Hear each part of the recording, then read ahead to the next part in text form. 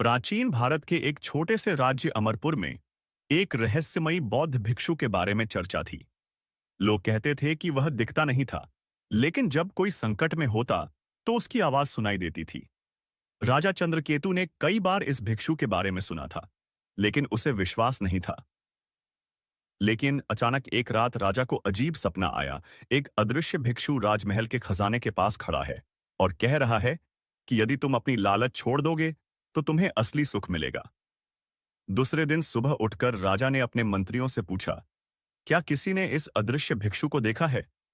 मंत्रियों ने जवाब दिया, नहीं महाराज, लेकिन उसकी आवाज कई लोगों ने सुनी। राजा ने भिक्षु को खोजने का आदेश दिया, लेकिन कोई उसे पकड़ नहीं सका। एक दिन जब राजा जंगल में शिकार पर था, अचानक उसका घोड़ा बेकाबू होकर एक गहरी खाई की ओर भागा। तभी एक गहरी आवाज आई, राजन, लोभ और हिंसा छोड़ो, अन्यथा यह जीवन यूं ही समाप्त हो जाएगा। अचानक घोड़ा रुक गया, जैसे किसी ने उसे थाम लिया हो। राजा ने इधर उधर देखा, लेकिन कोई नहीं था। वह कांप उठा। उस दिन के बाद राजा ने हिंसा छोड़ दी और बौद्ध धर्म अपना लिया।